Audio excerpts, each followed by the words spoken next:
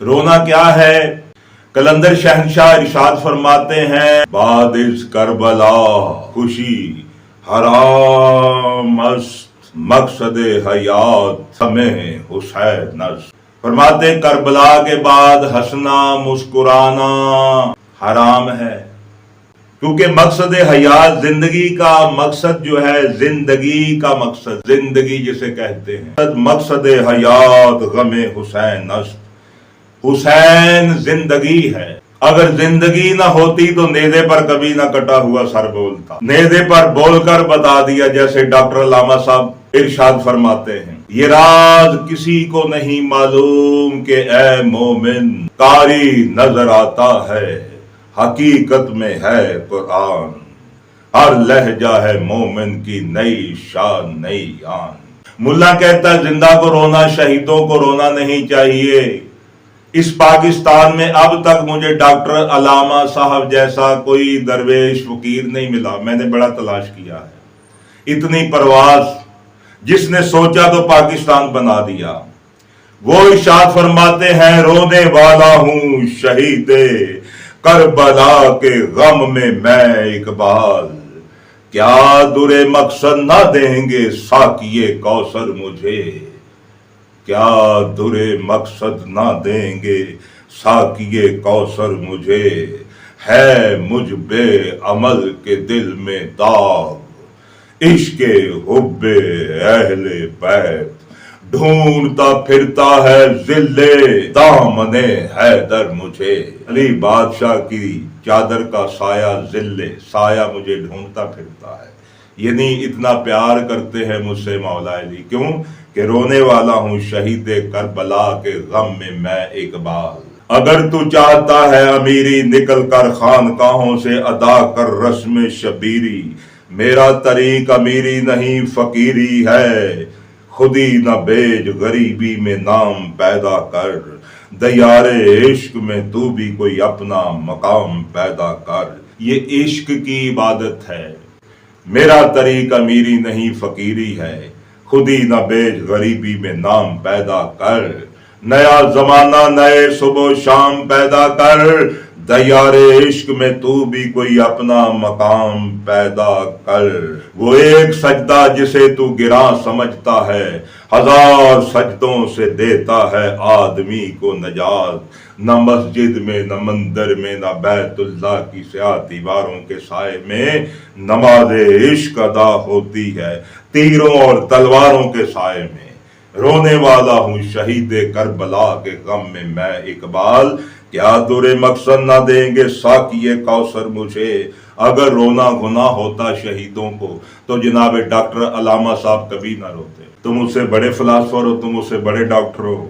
वो फरमाते हैं कि दर्द दिल के वास्ते ही पैदा किया इंसान को, दर्द दिल के वास्ते ही पैदा किया इंसान को, वरना इताअत के लिए तो कुछ काम न थे कुर्बियां। रोना ही जिंदगी है। जब बच्चा पैदा होता, मैं इब्तिदा की बात करने लगा, जब बच्चा पैदा होता हिंदू का, मुसलमान का, शिया का, सुन्नी का, देवबंदी का, चिश्ती का, कादरी का, वन टू ऑल, जो भी पैदा होता है वो रोता हुआ पैदा होता है। और जब होता तो लोग खुशियां मनाते हैं। अगर बच्चा रोता नहीं है तो फिर कारज वैन शुरू हो जाते हैं, क्योंकि रोना जिंदगी की अलामत है। जैसे कलंदर बादशाह ने फरमाया था, मकसद हयात गमे हुसैन अस्त। जब बच्चा रोता है तो जिंदा होता है, नहीं रोता तो मुर्दा है। पता चले रोना जिंदगी की अलामत है, रोना जिंदगी की जमानत है, रोना जिंदगी की इब्तदा है। जब इंसान पैदा हुआ तो रोता हुआ आया, जब कायनात में गया तो रोता हुआ गया। उन्होंने कहा, नहीं कबीरा जब तुम पैदा हुए जग हंसा और तुम रोए, ऐसी मरनी मर जाओ तू हंसे और जग रोए। बिछड़ा कुछ इस तरह से कि रुत ही बदल गई, एक शख्स सारे शहर को वीरान कर गया।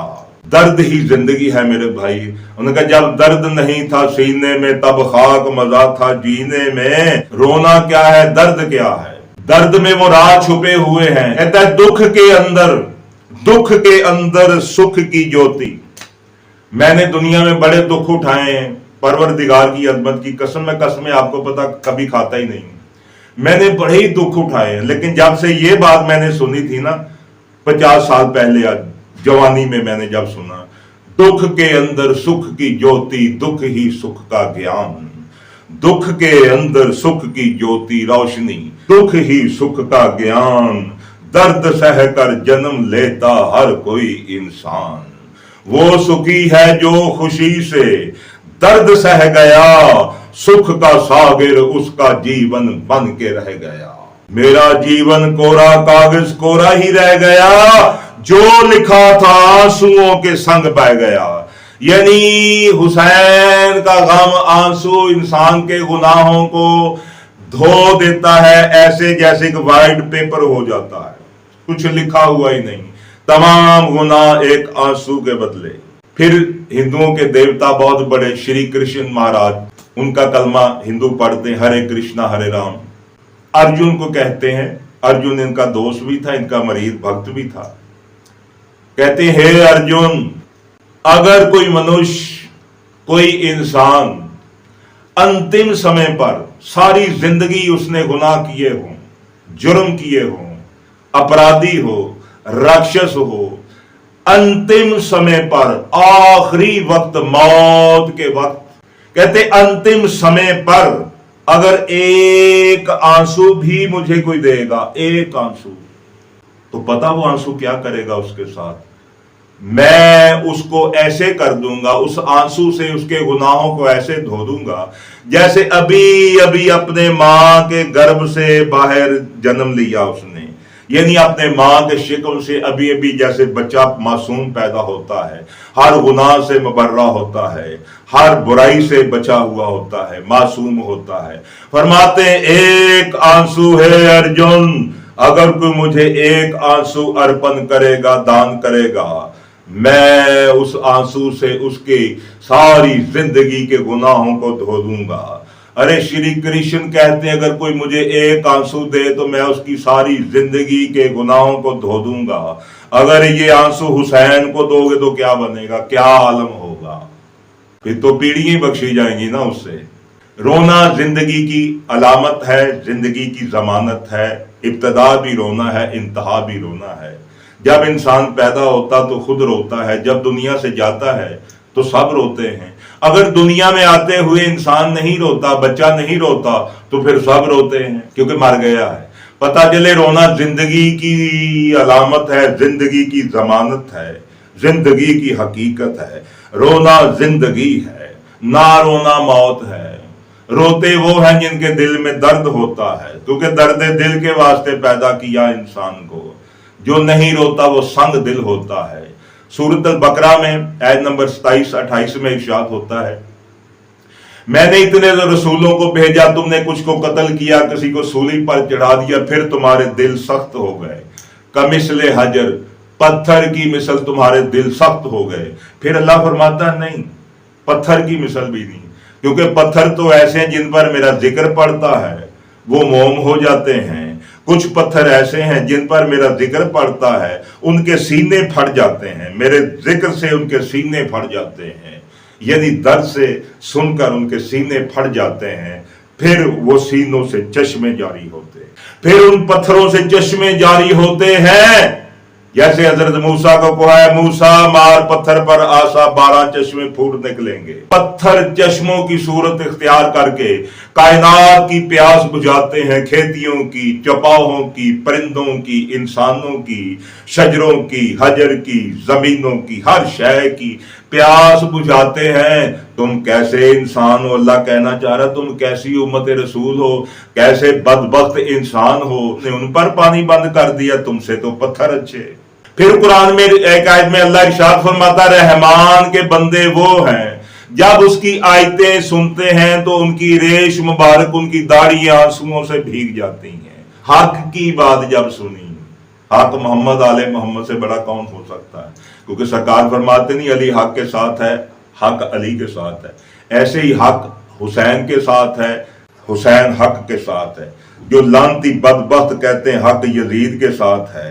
रसूल कहता हक इनके साथ है, वो कहता हक उनके साथ है। मैं रसूल की मानूं कि इस बंदर के मुंह जैसे की मानूं? तवज्जो है जी बात की तरफ। रोना कहां लिखा हुआ है जी? कुरान में दिखाओ कहां है, कहां लिखा हुआ है जी? मैं आपको सबसे पहले इब्तदा में ले चलता हूं।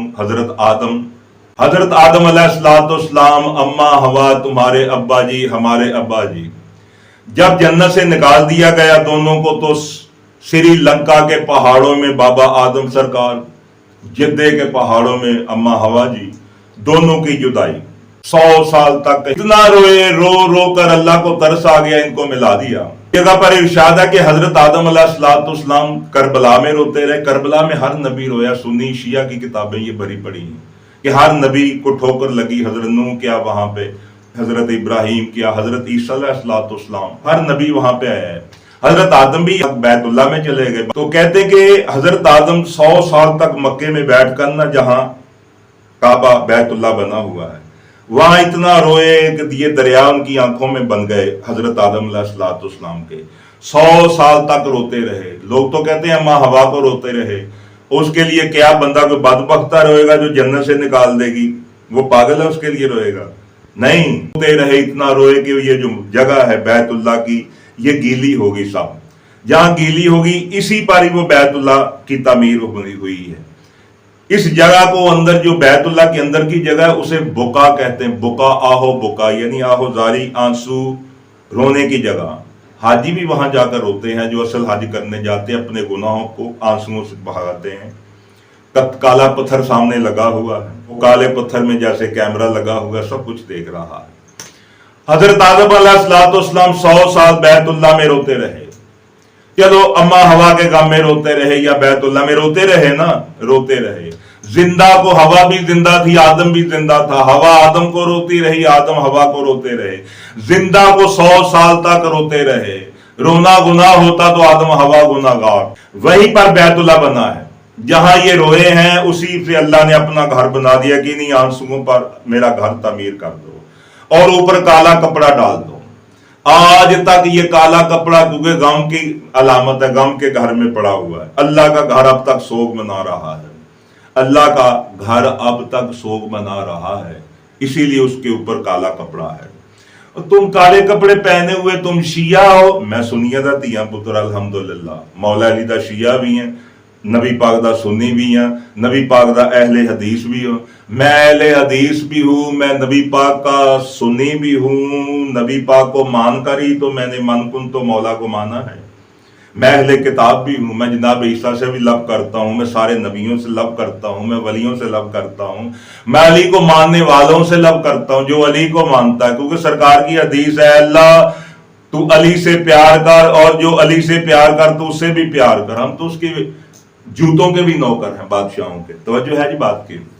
वहीं पे काला कपड़ा अब तक पड़ा हुआ जी। तुम शिया हो, काले कपड़े पहने हुए। मैंने कहा फिर अल्लाह का घर शिया है जिसने काले कपड़े पहने हुए। रसूल काली कमली वाले पे लाखों सलाम। काली कमली वाला शिया है।